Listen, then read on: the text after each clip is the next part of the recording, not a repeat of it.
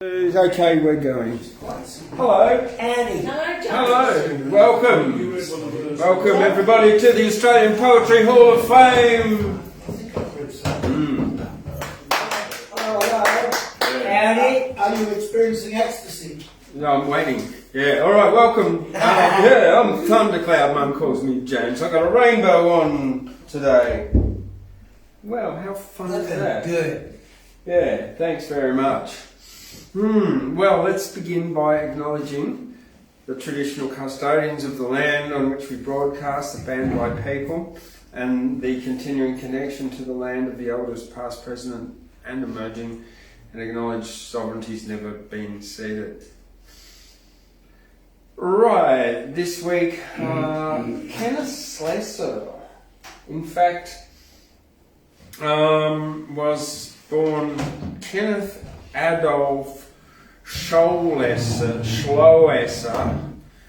in Orange in early in this century, last century, sorry. Kenneth Slessor, don't forget, he should have been Kenneth Slessor. Yeah, well, he changed his name to Slessor, S-L-E-S-S-O-R. Right, sorry, I turned that one off so we didn't have too much noise interference, Paul. Didn't try to turn it on, James. It's done it itself. No, it's off. Yeah, thank you. Yeah.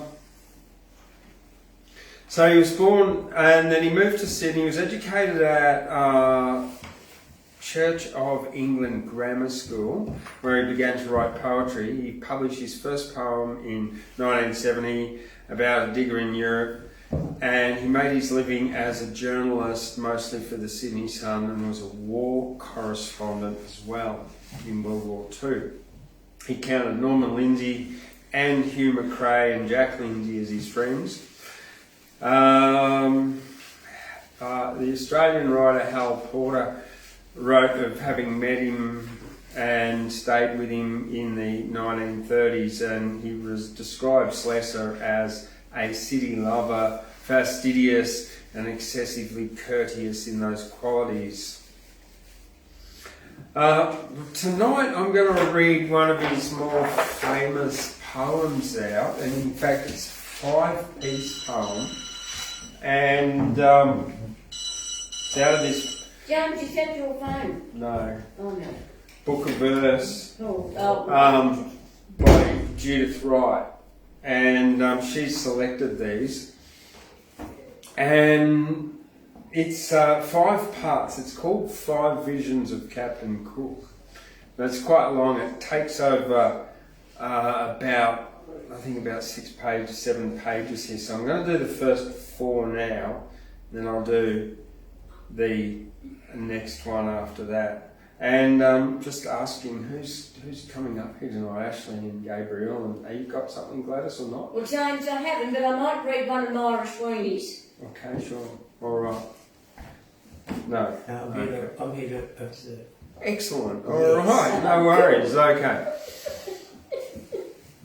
So, 5 Visions of Captain Cook, Part 1. Cook was a captain of the Admiralty. When sea captains had the evil eye, or should have, what with beating krakens off and casting nativities of ships, Cook was a captain of the powder days, when captains, you might have said if you had been, fixed by their glittering stare, half down the side, or gaping at them companionways, were more like warlocks than a humble man. And men were humble then who gazed at them.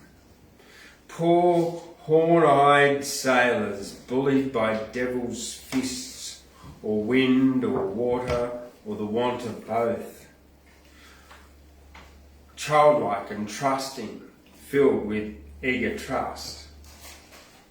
Cook was a captain of the sailing days when sea captains were kings like this, not cold executives of company rules, cracking their boilers for a dividend or bidding their engineers go wink at bells and telegraphs so plates would hold another pound Those captains drove their ships by their own blood, no laws of schoolbook steam, till yards were sprung and masts went overboard. Daemons in periwigs doling out magic, who read fair alphabets in stars, where humbler men found but a mess of sparks, who steered their crews by mysteries and strange half-dreadful sortilege with books, used medicines that only gods could know, the sense of... But sailors drank, in simple faith. That was Captain Cook, was when he came to the Coral Sea and chose a passage into the dark. How many mariners had made that choice? Paused on the brink of mystery, choose now. The winds roared, blowing home, over the Coral Sea. Choose now, the trades cried once to Tasman, throwing him for choice. Their teeth or shoulders, and the Dutchman chose the wind's way, turning north. Choose Bougainville, the wind cried once, and Bougainville had heard the voice of God calling him prudently out of the dead lee shore, and chose north, the wind's way. So too, Cook made choice over the brink into the devil's mouth, with 4 months' food and sailors' wild dreams of English beer, the smoking barns of home. So Cook made choice.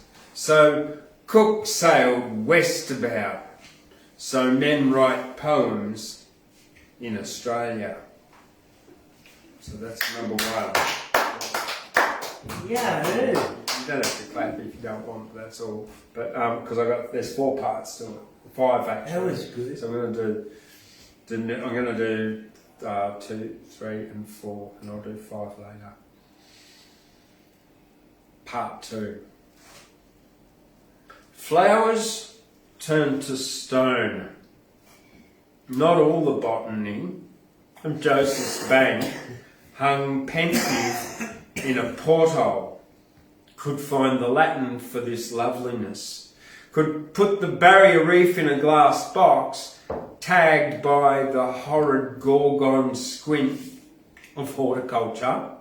Stone turned to flowers. It seemed you'd snap a crystal twig, one petal of the water garden, and have it dying like a cherry bough.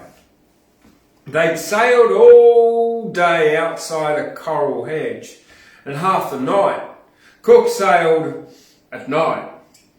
Let there be reefs a fathom from the keel, and empty charts the sailors didn't ask, nor Joseph Banks, who cared. It was the spell of Cook that lulled them, bade them turn below, kick off their seed boots, put themselves to sleep, though there were more shoals outside than teeth in a shark's head. Cook snored loudest himself. One day, a morning of light airs and calms, they slid towards a reef that would have knifed their boards to mash and murdered every man. So close it sucked them, one wave shook their keel, the next blew past the coral, 3 officers in gilt buttons, languidly on the deck, pointed their sextants at the sun. One yawned, one held a pencil, one put eye to lens. 3 very peaceful English mariners, taking their sights for longitude. I've never heard of sailors aching for longitude, of shipwrecks before or since. It was the spell of Cook did this. The phylacteries of cook, men who ride broomsticks with a mesmerist, mock the typhoon. So too it was with Cook. Number 3, part 3. 2 chronometers the captain had, one by Arnold that ran like mad, one by Kendall in a walnut case, poor devoted creature with a hangdog face. Arnold always hurried with crazed click, click, dancing over Greenwich like a lunatic. Kendall panted faithfully his watchdog beat, climbing out of yesterday with sticky little feet. Arnold chocked with appetite to wolf up time.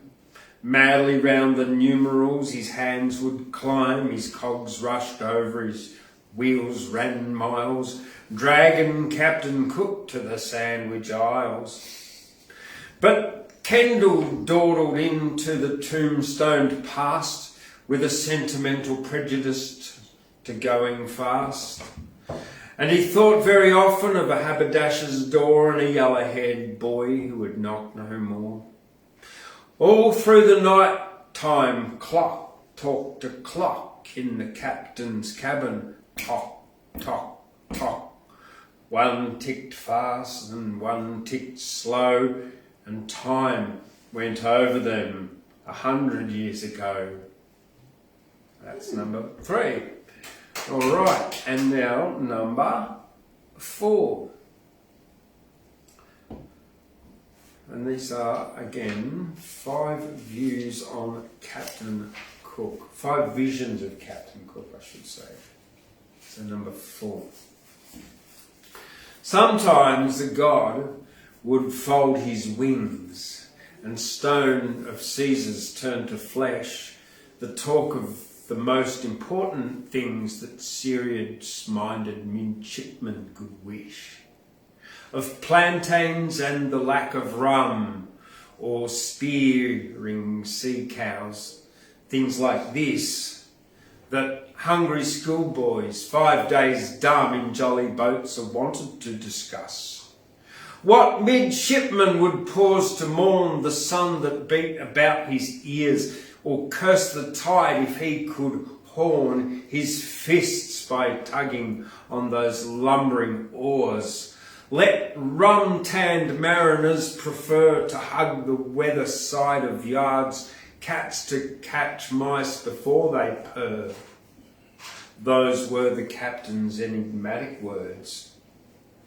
Here in this jolly boat they graced were food and freedom, wind and storm, while fouling peace across his waist. Cook mapped the coast with one eye cocked for game. Okay, so now I'll take a break there, and later on I'll read part 5. Now I was just going to invite Gabriel up if you would like to come on up. Gabriel's not leaving. Tell us why you didn't go to Western Asia. It's interesting. The limits of our travel now. Well, good evening, everybody. I'm supposed to have been in Baghdad. Hey! Indeed, Baghdad Cafe in Baghdad.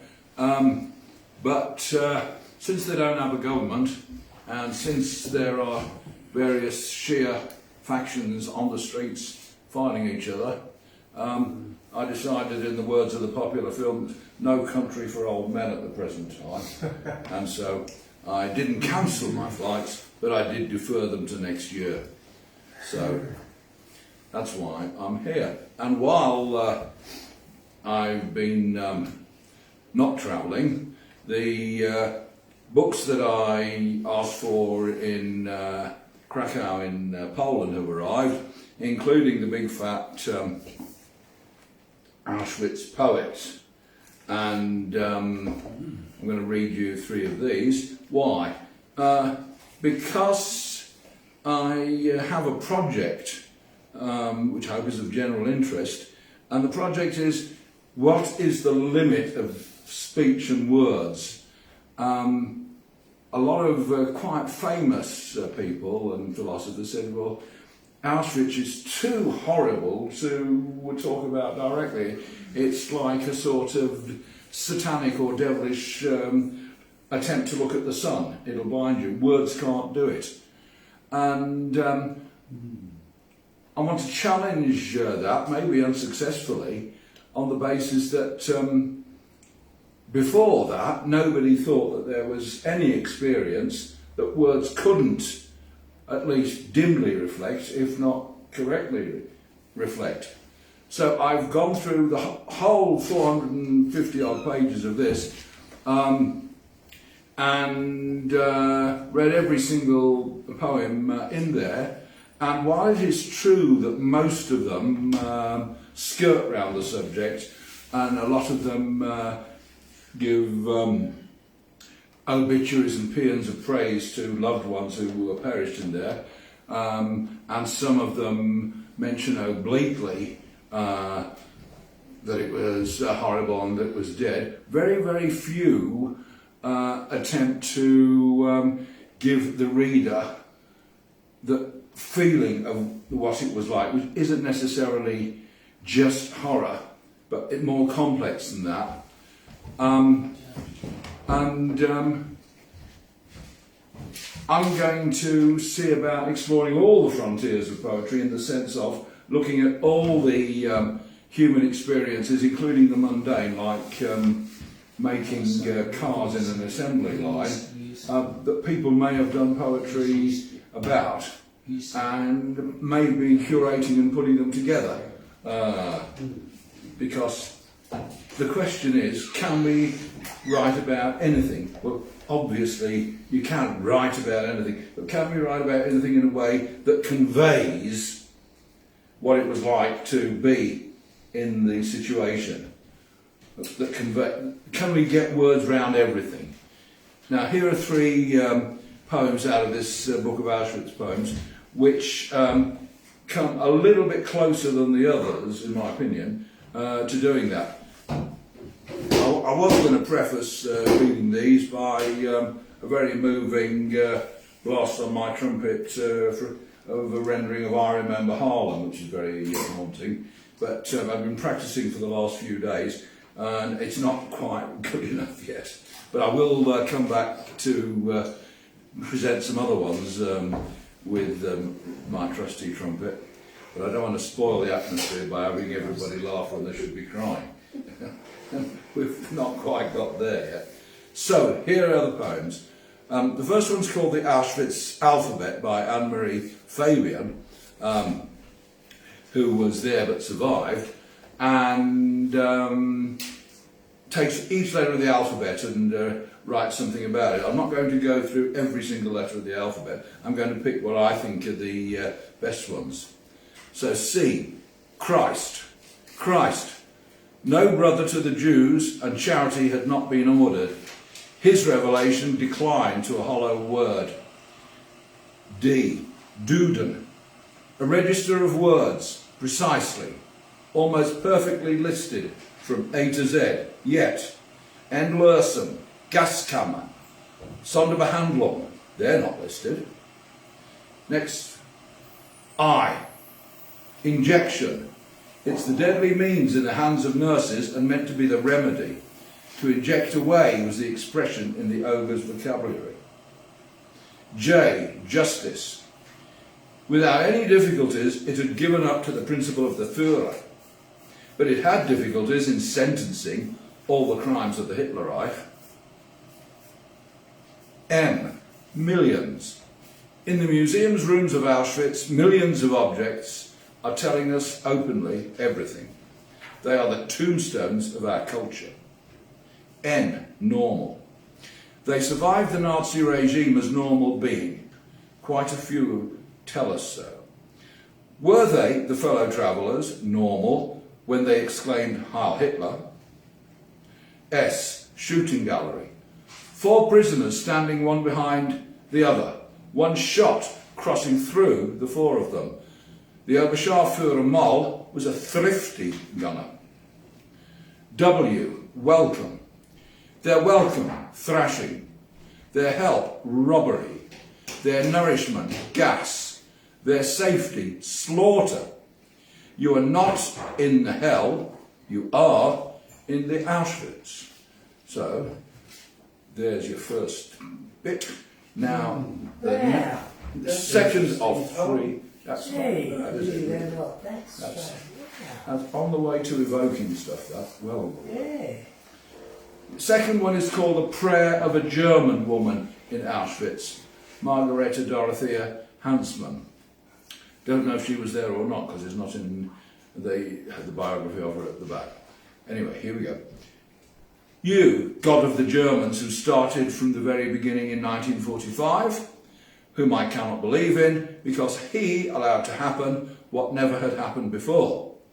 God, who created the brain of human beings from one monster to the other, never before did you allow a whole nation to serve that much.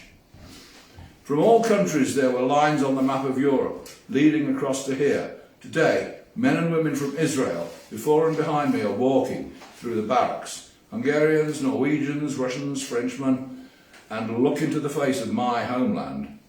God, in whom I don't believe, because you denied the capacity of mourning to the people whose language is mine. Why did you allow the parents to keep in silence when their kids had questions? Why did the grandchildren remain without answer? Why are the survivors allowed to cry out, Auschwitz is a lie? None of those who at any time had made either their plans, deliveries, cash or profit, neither the many Pilatus men from the chemical industry did ever think of Auschwitz. God of the Germans, in whom I don't believe, give to all who enjoyed their lives, though they laid their hands on and will die soon, as they are my age, give them a heavy death. In Birkenau, hardly free from ice, ditches, the pools are grey. There the Polish interpreter is bowing and says, the bright flakes are ashes, and while tearing out of the soil a wisp of grass, she shows us wherein it's rooting. God, stand by those who start their way, guilty or not guilty, because they are Germans, and help such people who want to work here. Redemption campaign. Yet, I cannot pray with you. If anyone is turning up the Lord's Prayer, I close my lips. For 40 years now, otherwise you would have to hear me scream. Auschwitz, Treblinka, Majdanek, hallowed be thy name. Chelmno, Theresienstadt, thy kingdom come. Buchenwald, Ravensbrück, Bergen-Belsen, and forgive us our trespasses, because we can't remember them. That is it. And last one. 2, 4.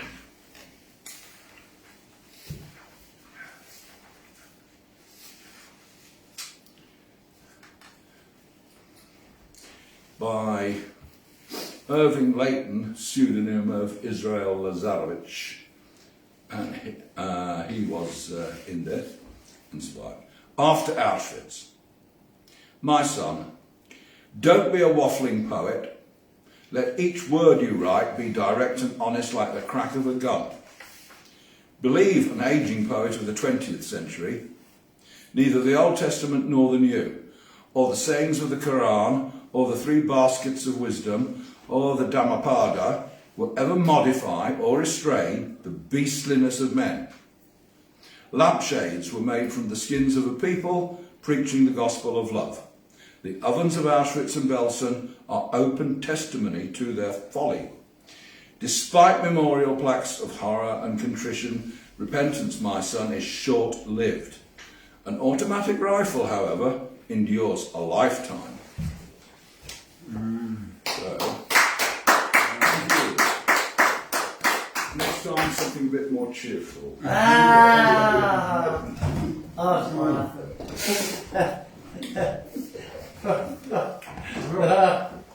Come a mouthful of bowls. Yeah. Good man. More tasers. No, apricot protein balls. Oh, by the way, when I've had 2 nights extract from that, I'll donate this to the reference library you got. Wonderful, thank you. All right, so this is the last and final part, 5 Visions of Captain Cook, which is boring, isn't it? He's up to Torres Strait. It was a balmy day here in Gyra today, wasn't it? It was like, I think it reached around about 13 or 14 degrees. Yeah, we were sunbaking. I sweated, mate. Yeah. A balmy day to go balmy. I had to have a shower this evening, yeah. Yeah, usually I can go like months in winter. No. All right. Yeah, sure. Here we go. So that's what everyone's copying, isn't it? All right, 5 Visions of Captain Cook, part 5. It's quite long, it's 2 and a bit pages. After the candles had gone out and those who listened had gone out and a last wave of chimney halos caped their smoky rings, like fish scales on the ceiling, a yellow sea of swimming circles, the old captain in the corner drank his rum. With friendly gestures to 4 chairs they stood, empty, still warm from haunches with rubbed nails and leather glazed like aged servicemen, feeding a night's delight the sticky, drugged, sweet agony of habitual anecdotes. But these, his chairs, could bear an old man's tongue. Sleep when he slept, be flattering when he woke, and wink to hear the same eternal name from lips new dipped in rum. Then Captain Cook, I heard him, told them they could go if they so chose, but he would let them back, he would get them back, dead or alive he'd have them back. The old man screeched, half thinking to hear, "Cook! Cook again! Cook! If it's other cooks he'll need, cooks who can bake a dinner out of a pence. That's what he lives on, talks on, half a crown a day, and sits there full of cook. Who do you cooking now? I'd like to ask. If someone didn't grind her bones away, but that's the truth. 6 children and half a crown a day, and a man gone daft with cook. That was his wife, Elizabeth, a noble wife, but brisk, who lived in a present full of kitchen fumes and had no past.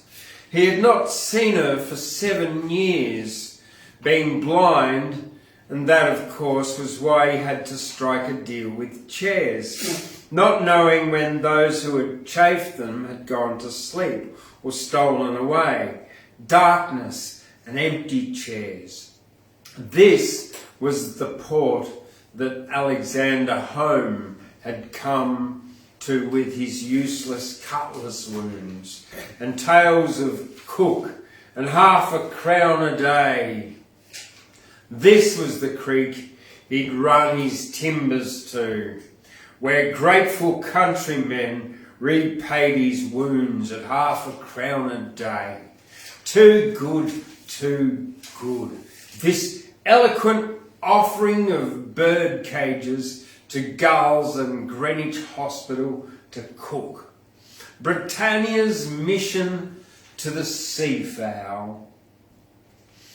It was not blindness picked his flesh away, nor want of sight made penny blank the eyes of Captain Home, but that he lived like this in one place and gazed elsewhere. His body moved in Scotland, but his eyes were dazzle full of skies and water further round the world. Air soaked with blue, so thick it dripped like snow on spice tree boughs, and water diamond green beaches, wind glittering with crumbs of gilt, and birds more scarlet than a Dutch's seal that had come away from whistling long ago and far away. His body had gone back. Here it sat drinking rum in Berwickshire, but not his eyes. They were left floating there, half round the earth, blinking at beaches melt by suck-mouthed tides, foaming with ropes of bubbles and huge half-moons of surf.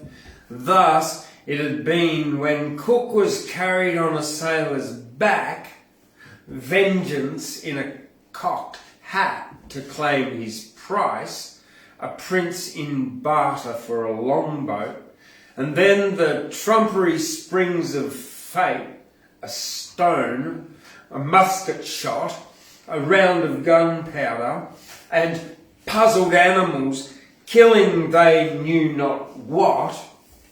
Oh, why?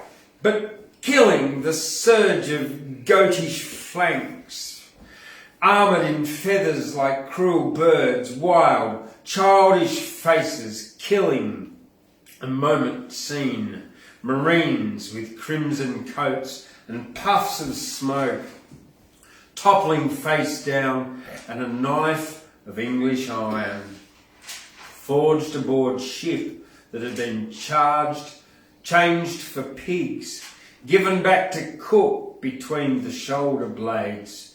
There he had dropped, and the old floundering sea, the old fumbling, witless lover-enemy, had taken his breath, last office of salt water.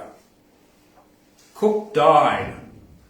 The body of Alexander Home flowed round the world and back again with eyes, marooned already, and came to English coasts, the vague ancestral darkness of home, seeing them fairly through a glass of gold, dim fog shapes, ghosted like the ribs of trees against his blazing waters and the blue air.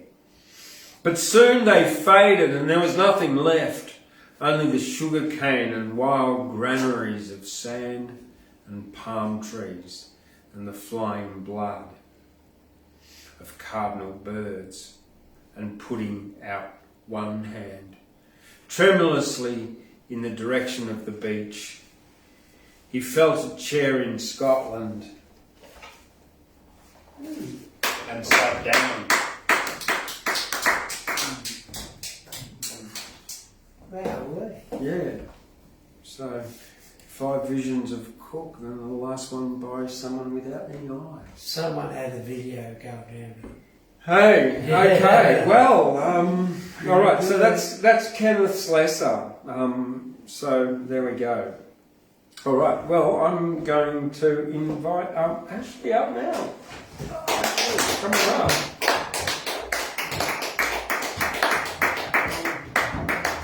Go and get Morris Sweeney's book for Gladys. Yes, James, they've got one more one for me. That'll be done. Wow. Well, to be here again, transformed in the miracle of time to what I was, but perhaps not. And my trusty Spears hypothesis, implication, and Steve, who's not here tonight, prefers testing to perimeter. So we've gone from hip to hit. Hit, hurrah. I might stick to hypothesis, implication, and parameter, because as I bounce along in my little white gets, I like to go hip, hip, hurrah. Yes, well, what have I been reading?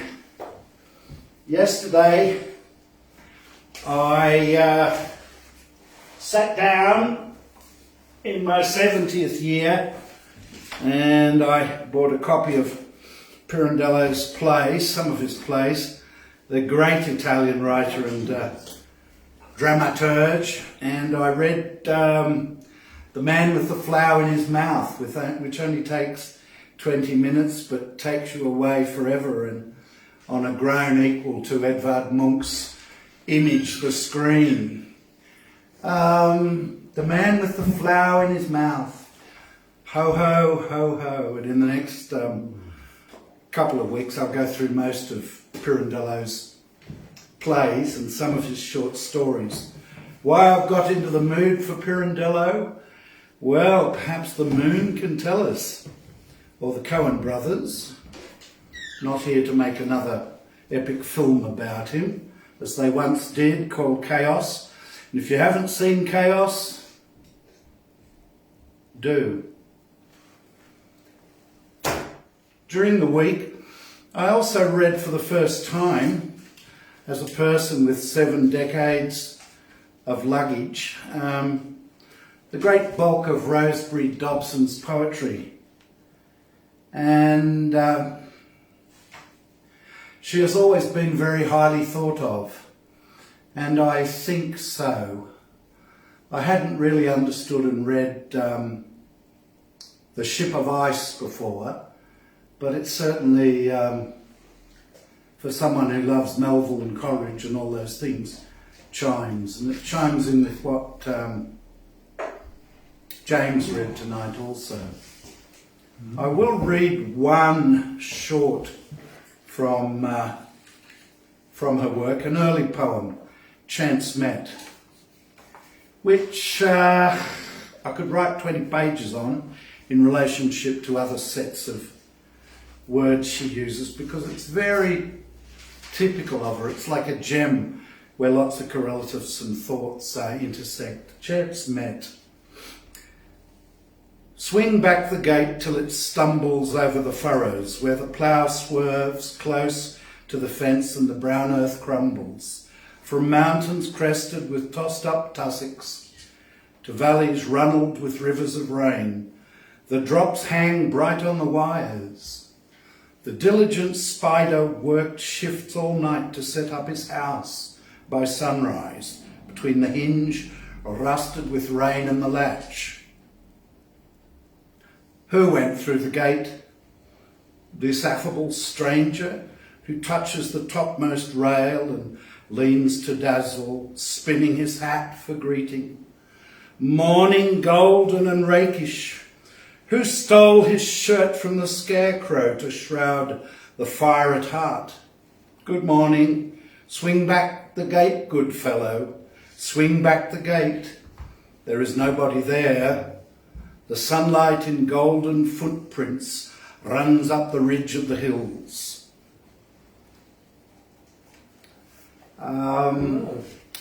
Very typical of her, I thought, as I went through the great span of her keel.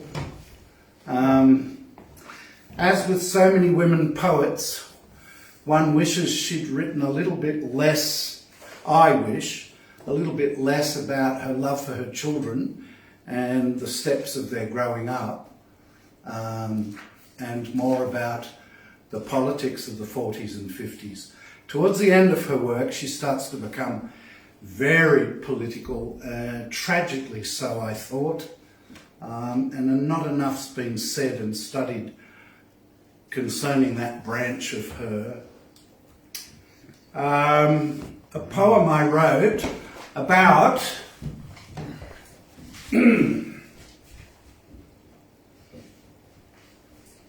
did I time it to come back dramatically? Sarsaparilla. Patrick White must have loved this too, because he wrote a great play, Seasons at Sarsaparilla. Talking of Aussie things, what a tragedy. He was boo-ooed at Adelaide around 1960 and dropped off from writing plays for another decade, I think. because he would have been and should have been a great playwright. Reason I bring this to the image is that it's a typically Australian thing. If people ask me what's a good beer to drink if they're visiting Australia, I always say, well, there are lots of drinks, good beers, whichever good one you're drinking at the moment is the one to drink. Yes, if you like beer. And of course, if people are asking for soft drink, an Australian product is in my hand, sarsaparilla. So I thought as I was sitting here tonight, drinking a drink that I love, obviously, that I would write a poem about it. And so, sarsaparilla. Sarsaparilla, what a filler, poppin' tops at Boggabilla, beach days blazing round the barbie, drink down with fresh burnt snags. Sarsaparilla, licorice liquor like a liquor, black rose lovely in its aftertaste at Dubbo, round Warramamba Dinjara, early wattle springtime shiver, early lobs of hand grenade gold, and the kids through Noonaminda noons down Gouts of Rilla, the filler sarsaparilla, sarsaparilla. Up there at Binnaburra, round Caldera eucalypt heights, by dusk the empties piling up, and sarsaparilla Aussie fare will be there amongst the can of beer.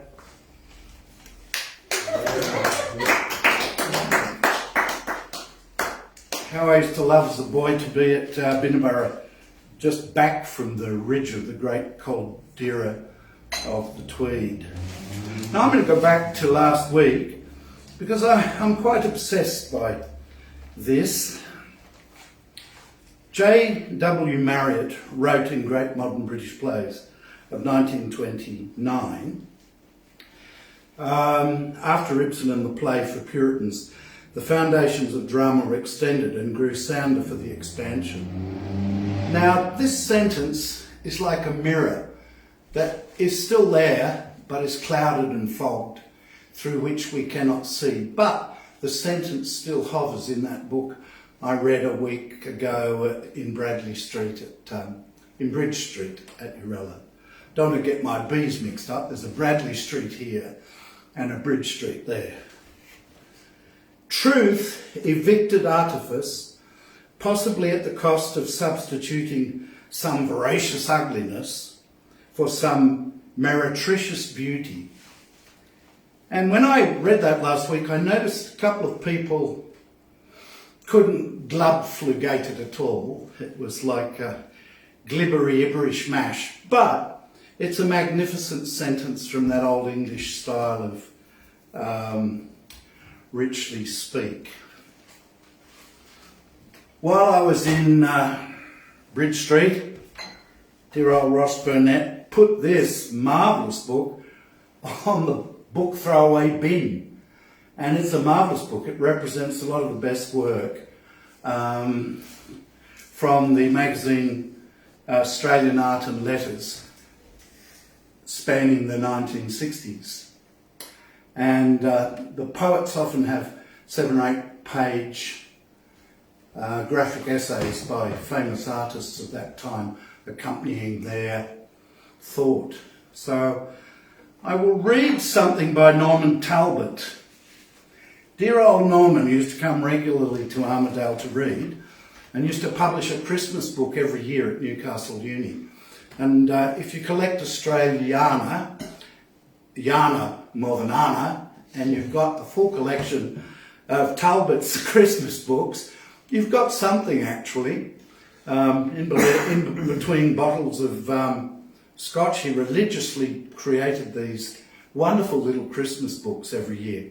Anyway, this is a poem. I was so proud to see him still coming to us in script, called The Anglers. He's very underappreciated, is Mr. Talbot. The river scuds and shifts all turns round poor fenceless fields. The piled clouds are outside it, Sun burns, nothing marked by it. Years run over like clouds and always empty on the river. These men gazing from a muddled disguise are dreaming anglers. They are always here, marked out from other men by the empty eyes that only seem to hold where a curled snag is. Too early for traffic, they've slipped from cities. When these prowlers of river skin look about, the bare bank glistens like monkish books with yellow and beaten trout.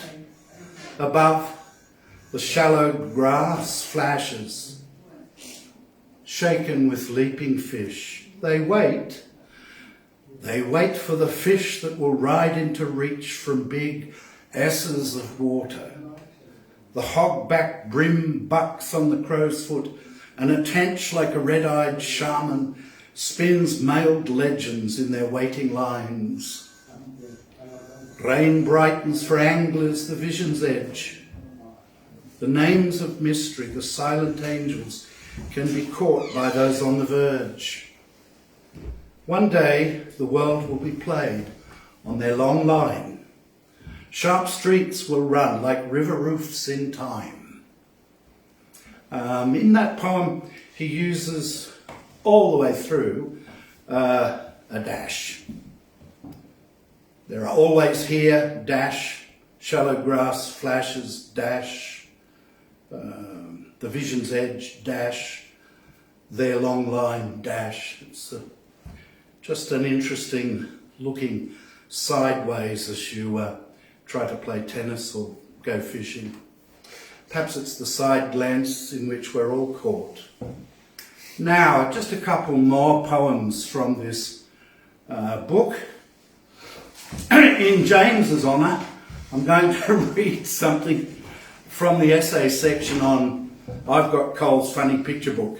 If you're watching this beyond Australasia, and even in Australasia, you may not know of Cole's Funny Picture Book, but we all grew up on them if we were sort of middle class or upper middle class in 30s, 40s, 50s, 60s. And we all had these Cole's Funny Picture Books, and we'd sit round gawking at them and they'd gawk back.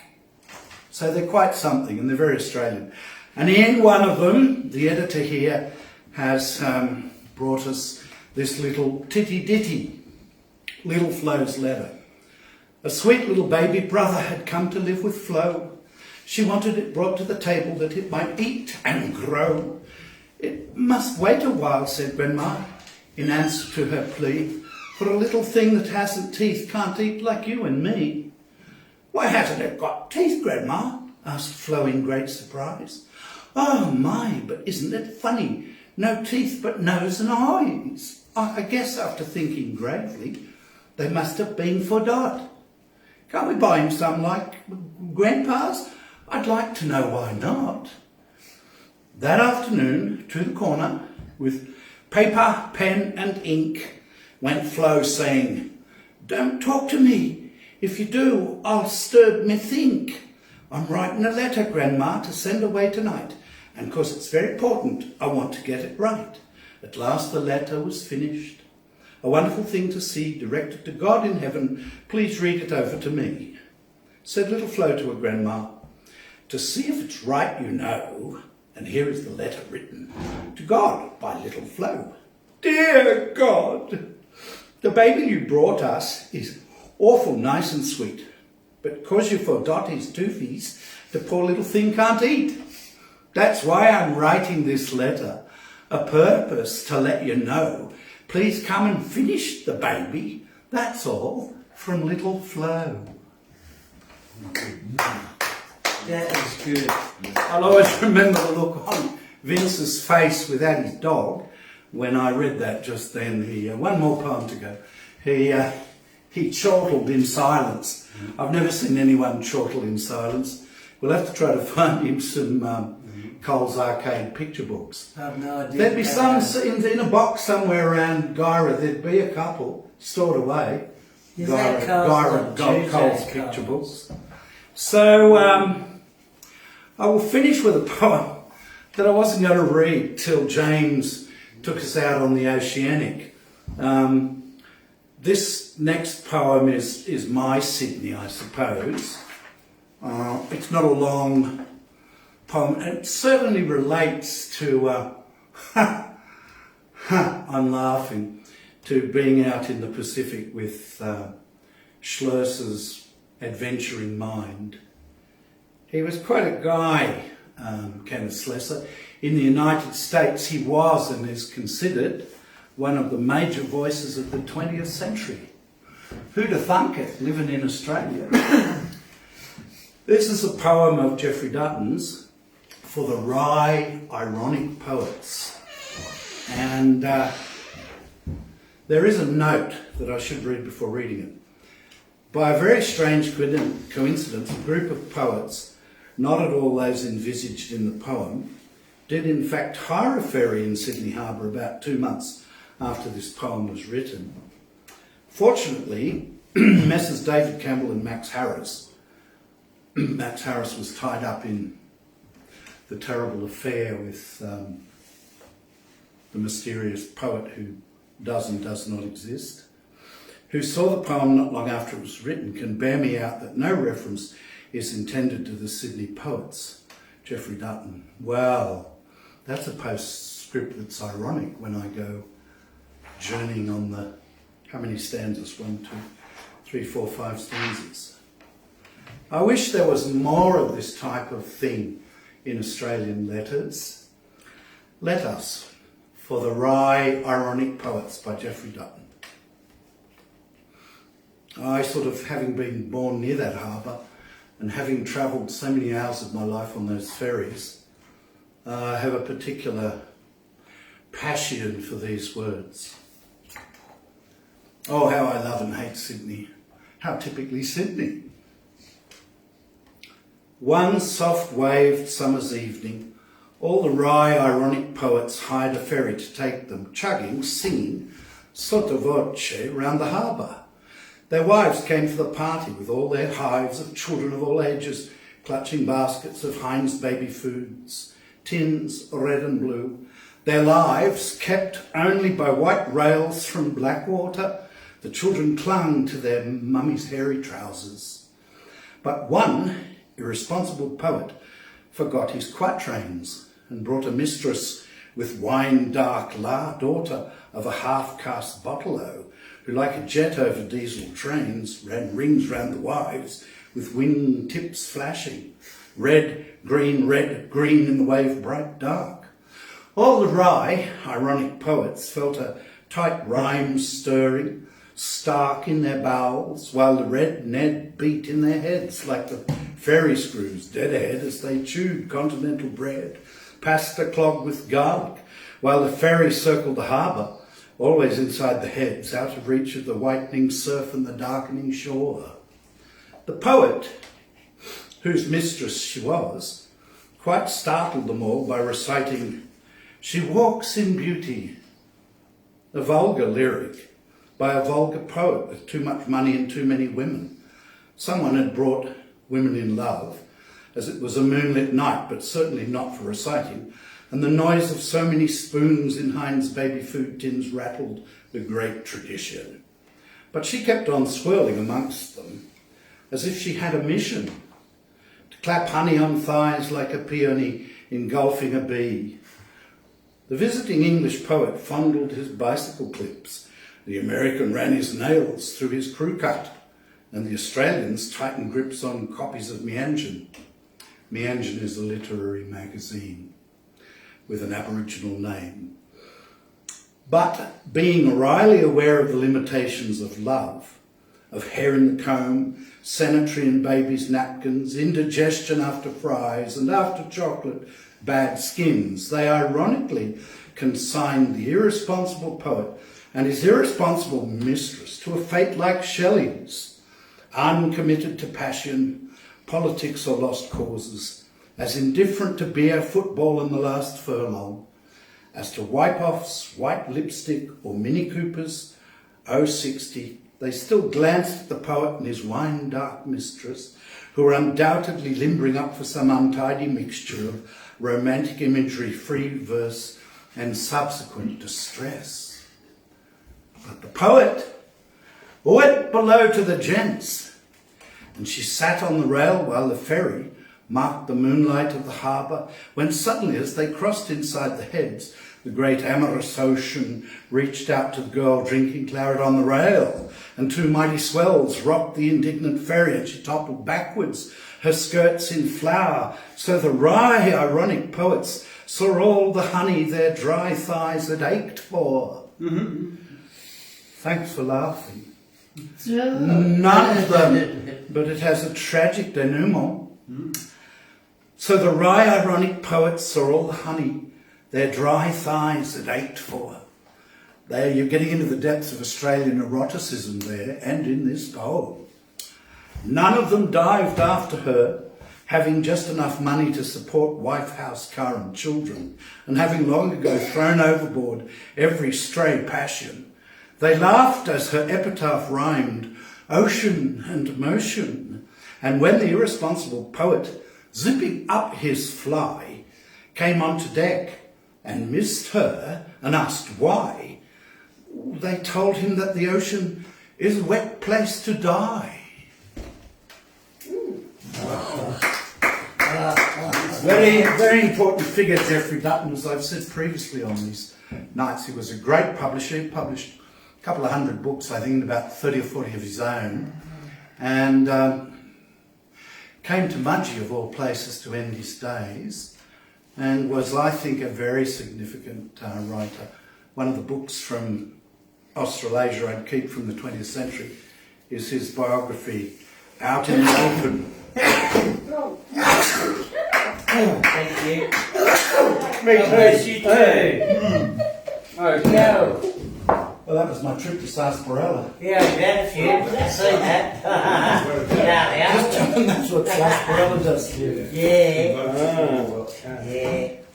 It's that Bundaberg sarsaparilla. Yeah. Yeah, there's a difference. yeah. It's very good, actually. Smell the, just smell the, talk about a black I licorice love perfume. sarsaparilla. Thought you might when Yeah, you Queen. No, since I was very young, my grandmother introduced me to it. Yeah. It's a beautiful Yeah. And I also had a copy of, I think, volume 6 of Cole's Funny Picture Book. And I thought it was the most weirdest, dumbest thing. Like, it wasn't really interesting at all for me as a 1970s kid. Have you got one? Serious. Can you show one? There was a few funny things in it. I thought, oh yeah, that's a bit funny, but no, it wasn't. Can you show one some night? Have you got Oh, I don't have it anymore. No, a long time ago. right. You could show some on Never even heard of it. Yeah. So I've never heard of it, I'll give it. No. No, no, either. Yeah. COLES. Oh, it's a big thing in Cole's Australia, aren't it? Funny Picture Book. Did you have that Paul down amongst the football kickers? Cole's Funny Picture. Is that TJ Coles? That's in No. Ah. All right, let's get on with poetry. Okay, gotcha. All right, we're on a broadcast here, so let's Oh, poet. sorry. Right, when I was 42, I came home this Thursday and the roof had blown off the house. And that was when a couple of days after that, decided to buy a double-decker bus and go travelling. So I had to sell everything and get rid of as much as I could. And travelling around in a bus, you didn't want much either. Anyway, so I got this sort of non-attachment to stuff, and now I've got a place that's full of stuff, which it's sort of like watching a river flow, really. Hopefully, that's the idea of it. This was written 4 days ago. It's dedicated to Paul. That's of something he was saying yesterday. He's getting rid of something that he sold, and it's time to sell stuff. Later in life you can't take. Anyway, but this was written before it said this. So you can't take your clothes to heaven, and you can't take your wealth to hell. A camel has 4 legs, not 11, and without a dinger you can't ring a bell. You can't even take some fluff. No one in heaven has any stuff. In heaven, everyone is naked, and in hell they all are half-baked. That's it. Wow. Yeah, half a bacon. I had to rhyme that. Yeah. Oh, I can imagine. Poetic license, isn't it? You could say half baconated. Half Half bacon. Yeah. And then this was the one that for Vince that I came up. There once was a man, and his name was Bart. He turned farting into an art. All of his friends nicknamed him Fart. One fart startled a horse pulling a cart. Another day on a bus, he stopped a lady's heart, and just last week they evacuated Kmart. Until the day he strained so much he ripped his ass apart, and that was the fart that finished off Bart. Blew him apart. Yeah. All Bart. And ripped his ass apart. Yeah. All right. I told you I read that Cole's funny picture. Yeah.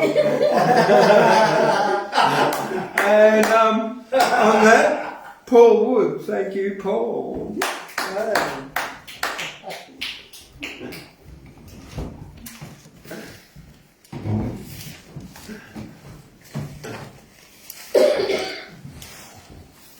They can't see you on there.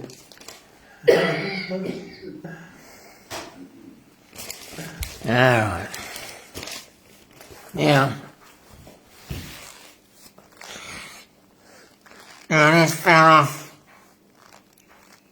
is not only good looking, he's not only very sexy ladies, but he's also useful. How useful. Well, he's as useful as an indoor sundial. Not many people know that. Now he sold more records than Elvis and the Beatles combined. Did you know that? Drake. Yeah, he had a job in Brisbane in a record bar. Not many people know that. Now this fellow was behind the door when dicks were handed out and got the last 7. Not many people know that. Now this fella's a famous designer. He designed the macrame parachute and the bottomless canoe. Not many people know that. Now, ladies, this fella stirs his tea to the right because if he stirred it to the left, it'd unscrew the bottom out of his teacup. Now, give this fella a great big hand and get him up there now. Give him a great big hand.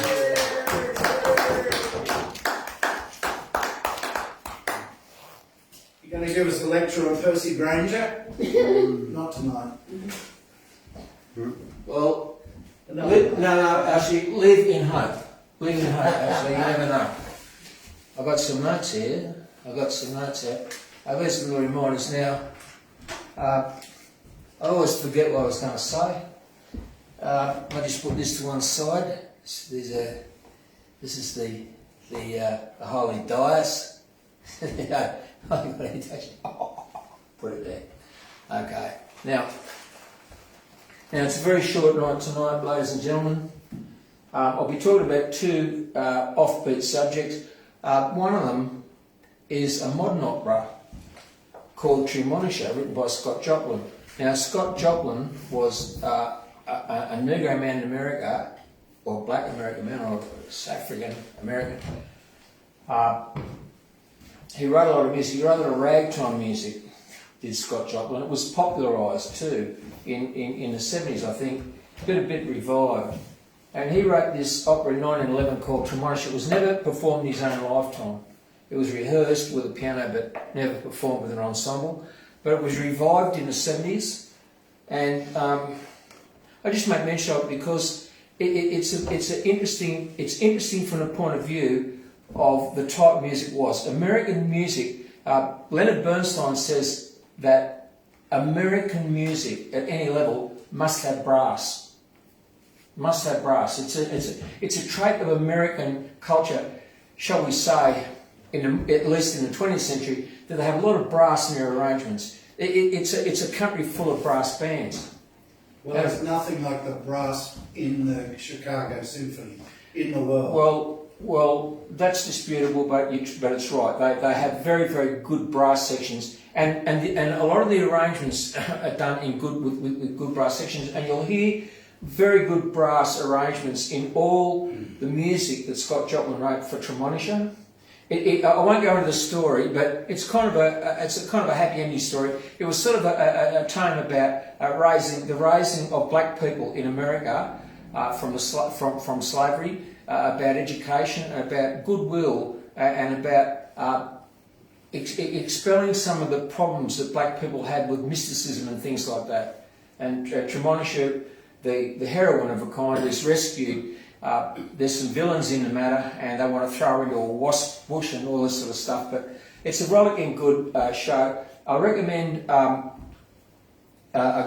if you look at that on YouTube. The big song for me is Going Around. They're short, good, strong songs. They're dancing songs. Some of them are sort of early incantations of the blues, and some of the songs in there are kind of, shall we say, the framework of modern American music, gospel music and chant and reply music.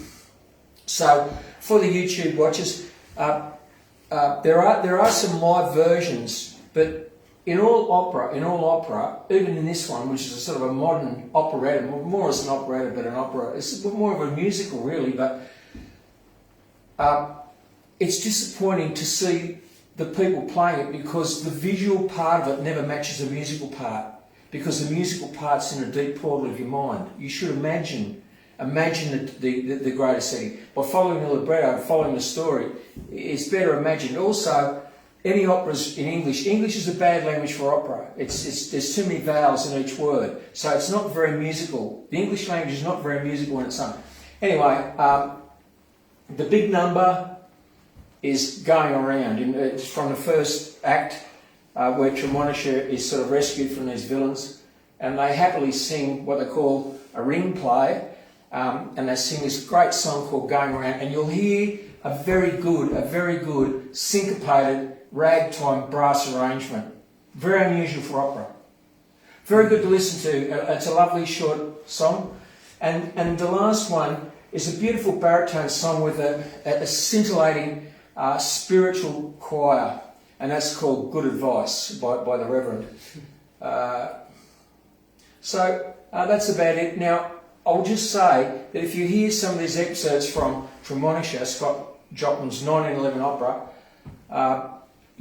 to me, I can hear some of Leonard Bernstein's West Side Story figures in there. So you see, everything's, shall we say, influenced. So that's about it for Tremonisher. Have a look at Tremonisher. You going to sing from it? I might. Tremonisher was the mum. Well done. You must have seen the opera. No, there you go. You're a mind reader. Okay. No, you're a young genius. You're a genius. I was going to say, Professor, when you spoke about Auschwitz and these places, I was told and had read to me excerpts from a book by a survivor called The Theory and Practice of Hell. I think that's a classic on the subject. The Theory and Practice of Hell, and I think that was written from the point of view of just raw survival in the camps, and sort of the strange nobility that come from a person who just wanted to survive to tell a story at any cost. Because what the author said in this was that no one had any certainty to stay alive the next day. So the people who did survive, they channeled their will past the gates. So that was a book that you might read, Professor. I've not read it, but I believe it's a classic on the matter. Is that your phrase, channeling the will beyond the gates? Yes. That's very good. So the next thing I'll talk about is just a lovely singer in the modern era called Katja Epstein. Katja Epstein. Katja Epstein is a Polish girl, but German, from the recovered lands from Poland, from Germany, from the Anschutz She was born in 1945, and I remember that she had a hit in 1974 called "Star of Mykonos." It was a popular song in Australia, and when I heard it back in those times, it done something to me because it was a beautiful story. The story of a woman looking out for every day on the shore for her fisherman boyfriend, and of course one day he doesn't come back. It's quite poetic words in the English language. It's Der Sturm von Mykonos. She sang that song in 4 languages I know about, so it's worth a look. Katja is a beautiful woman, beautiful woman of that era, a beautiful woman, and I'm very impressed with her voice, because the operatic singers always sing in a false voice, but good pop singers sing in a natural voice. So you can hear the quality of their voice. She's a good singer, but also she's singing in her natural voice. So Katja Epstein, and I compare her English version of a great hit that actually was a popular song in Australia called "Star of Mykonos," and she sang that in Spanish, she sang it in French, and she sang it in German. And I've listened to all those versions, and you can hear how beautiful her diction is in all those languages. And to me, it's an exciting song because it's a bouzouki song. It's got the lovely bouzouki orchestra, and it's got a lovely surprise, which is a key change. It's got a lovely key change in it, and of course, it's a sad and wonderful story of love. So tonight, we're recommending for all those people out there that have got, shall we say, a half-life or a no-life after this show. That they can get onto the YouTube, and have a look at excerpts from Tremonisha. And that was the good version, I think, on record, which is, you're better to hear it than to watch it, is by the Houston Operatic Company. I think that was in 1972. It's got a good libretto that you can look up on YouTube as well. And of course, that's a modern opera written about the struggles of those good people in that era, with a good, strong, passionate message about, an uplifting message. Great singing, and if you listen to the recorded version on YouTube, you'll enjoy it. Oh, you okay, James? Yeah. All right. You can hear. Yeah. So that's it, and then of course the lovely Katja Epstein, Star of Mykonos, or Von Sturm von Mykonos in German, and enjoy that. You'll see her in the beauty of her age of that time. It was a great international hit, and that's what I'm going to say. I haven't got a song prepared tonight, and I fizzed out so badly last night that I think I'll just sort of have a hiatus from the singing for a while. I might even actually get the professor to give me some tuition to get my singing right, to get me up to the mark. He can play trombone. Well, we might be able to do something together on the horn. So that's about it, folks, and all I'll say is good night. Yo! James, before you roll along, could you read the short poem about New England by John Manifold? Oh, It yes. suits our night, I think, Yeah. and our damsel. All right. John Manifold. He New wrote a poem about England. New England. New England. What a last name. And it only struck me on the third read what a funny poem it is. And it relates to all of us. I just think it's weird that it's called New England, eh? Well, it's a Oh, weird, that is real. it's a weird poem. Yeah, where was I? Like, someone came in the other day and it's like, she'd been to Fraser Island. I said, oh, it's been renamed Kagari. She kind of like rolled her eyes, and I thought, well, that's a bit rude. And I felt like saying, like, what's your name? Like, what's your name? What's your name? Vincent. Oh, g'day, Bill. How are you? Not bad, Frank. Yeah, exactly. Yeah. You following me? Yeah. You following me? Yeah. So Kagari. Banned by country. New England. Poplar country, weeping willow country, welcomes me in sunlight with the poplars, mounting guard of honour in the willows, trailing maiden trees in the river. Moonlight makes it sinister, the heroes standing in dedicated rank for dying. And along the water courses, witches whisper in the dark and dip their fingers. Do I have a choice? Shall I be numbered if I sojourn here among Apollo's amber soldiers, thrumming lyres in summer? Or be found a lunatic or autumnal poet in the moonlight, vainly scrabbling to uncase a goddess from a willow? That's a strange. It's a real send-up, isn't it? It's satire, that. Strange. I don't know. I thought it was oldies but not new again. Yeah.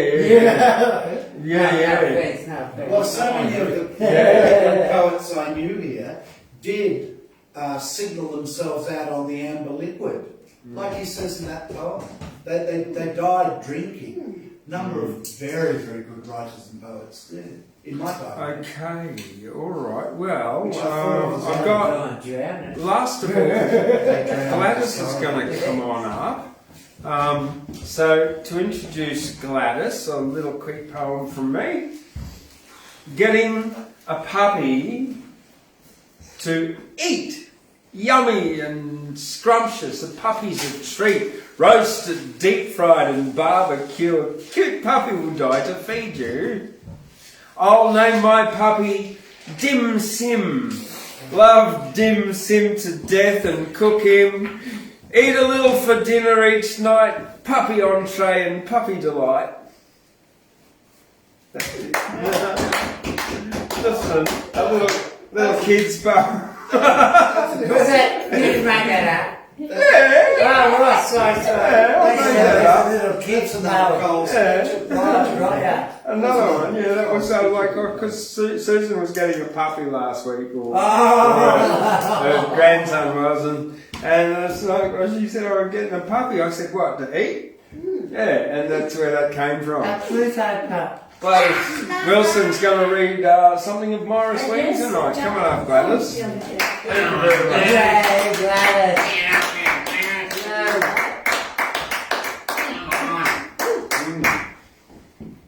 Okay, well, good evening everyone. It's nice to be back in everyone all out there, and it's lovely to be back in here because it's certainly a funny time. We've got good times.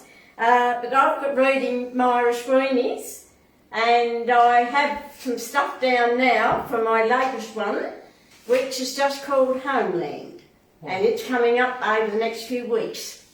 So that's probably about 14 and 15 or something I think I've wrote since I came here with James. So it just goes to show that if you have somebody standing behind you that know what they're doing, you can learn things. Yeah. Because James has been a wonderful support, Yeah. and he has sort of spurred me on, and of course all of you in here too, because I don't think, well, I wouldn't be in here without you, would I?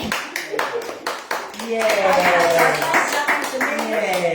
Because I said his work goes on, and he has been a wonderful mentor, as I say, and it's always a pleasure coming in here, but Wednesday nights are certainly spectacular. But at any rate, I said only for you people in here, well, I'd be home with the crochet hook, wouldn't I? Okay, well, I've got Chain of Love, and this is from Myra Sweeney, and of course Myra Sweeney wrote a lot of poems and a very talented lady. Any rate, this is a chain of love. A chain of love is more precious than a chain made of silver or gold. It cannot be mended or ever replaced, nor can it be bought or sold. It is put together link by link as the years of our lives unfold. Life and love are linked, and a bond with strength untold. The precious chain will never weaken, though storm and tempest blow. Through trials and tribulations, through flood and torrents flow. Dreams and hopes are held together by a chain that none can see. It will not break nor fall apart until fate decides what it is to be. When a link in the chain is broken, the empty place will forever remain until destiny plays apart and puts it together again. A missing link from a chain of love can never be found on earth. It is held in trust by Lord above, in a place where treasures are stored. Oh. Yes, I'm certainly lovely. So I look forward to getting this all down. I've got a lot down and getting this together. But yeah, it's just called Homeland, and there's nothing like our homeland. We, you know, wherever we venture, we always come back to Homeland. So, and it's probably a part of it's probably on my life too, because I hate going anywhere too. So, okay, thank you, James, very much for that. Just going to get back there. Remember, Gladys, goes as far as you can go on the periphery without falling off True. of a circumference. Written a bit this week, so I'm not going to read it all out. It's a short title, a bit. Yeah, I was sort of earlier considering reading out my Tawny Frogmouth on Prohibition, but it's 8 minutes long. And it's not what's on my mind at the moment. What's actually on my mind is two things. One is institutionalised corruption. Now, there was a show there that I was watching on, I think it was the ABC. It was all about the sumo wrestlers in Japan and how they get to a certain high level, and when they've got, you know, one bout and they can lose a lot of money by falling back a level, so one will throw the bout so the other one wins and they get a lot of money. And then I was also watching something about the corruption and the disappearing of particular people in China, you know, like Jack Ma disappeared and for a while, and other billionaires, and then there was thinking about there was something else I was reading about the corruption in Australia, and it seems there's like a bit of corruption everywhere. I'd love to have a chat sometime with you, Gabriel, about Deloitte. Yeah, there's a big story or two. Yeah, there's a big story there. But then all the big four have got those stories.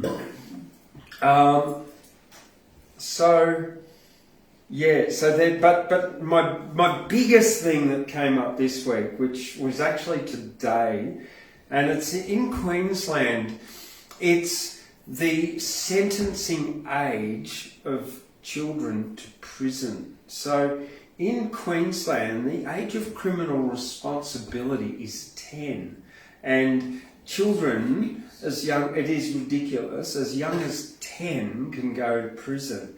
Now, not only that, but since 2016, there's been a 60% increase in female inmates in Queensland prisons, from about, I think it was 600 or 900, I don't know, but well over 2,000 now. A huge increase in the last 6 years. As well as that, a lot of those inmates are actually young girls under the age of 14, imprisoned for minor theft, quite often in western and remote communities where the food prices are really, really, really, really, really high, and they're going to prison for stealing food. Now, the other problem that I have with this is that 30% of these women in prison are First Nations. They only represent 3% of the population. So they're not inherently bad people, as the Margareta statement says. There is actually something wrong with the system. So, I'm just going to stop there, and we're not going to go into the discussion, but I did want to bring up the fact that in Queensland, and take this platform as my position of privilege in this place, and not to lose my shit like people did last week, because it doesn't help anyone, but to say this ought to end, it's wrong as a European settler ancestry male in a position of privilege. I'm taking this opportunity to say it is very wrong to put children under the age of 14 in jail at all, particularly for stealing food when food prices are extremely exorbitant. And when that's you're it. geographically in Exactly. a difficult angle related to coastal people. All right. So this one's called Loophole. China, North Korea, USA, corruption permeates in every way. Japanese and Australian government under the table bags of cash went. Foreign nationals under arrest telling the truths about integrity tests, structural violence of states failed, whistleblowers arbitrarily jailed. The public face made up and fake the truth about what they give and take. Failed states with illusory democracy, corruption leads to less than mediocrity. Local councillors' self-centred decisions favoured the money, treat the rest with derision in competition for control and power, sitting in a paper-mache ivory tower. I'm from Ministry of State Security or Central Unintelligence Fakegency. Not happy where from, most sad, accusing you of planning a jihad. Corrupt behaviour is always vile, disappeared, locked up without a trial. There is absolutely no excuse for corruption and not honest truths. Silence can always be arranged, the persecution of Julian Assange.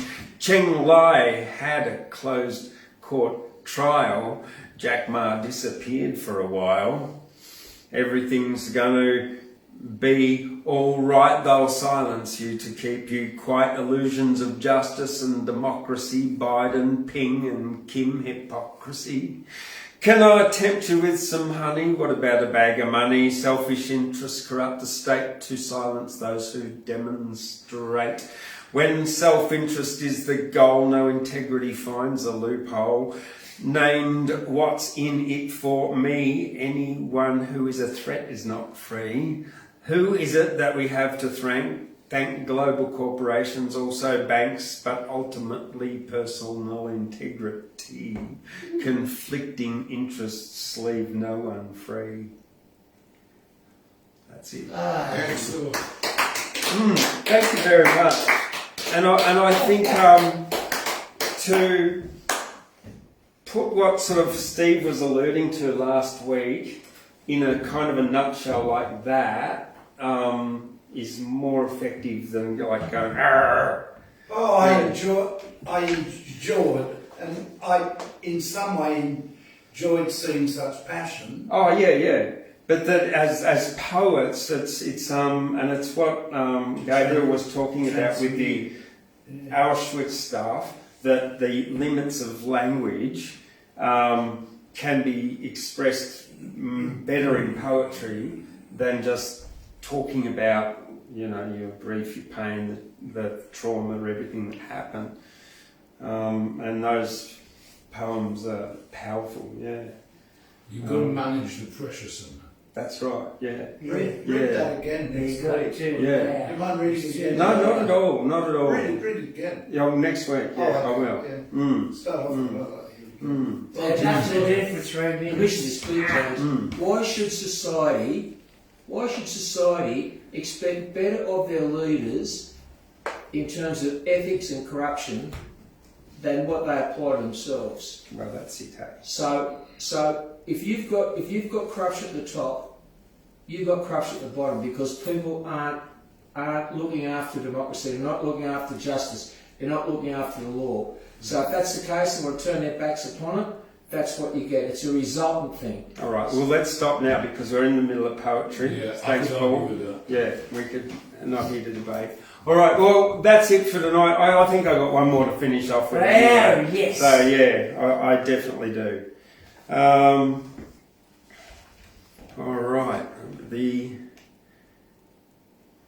Every individual has a different philosophy. Some tie up loose ends and some live sloppily. Some take responsibility and strive for success. Others drift in ocean and end with much less.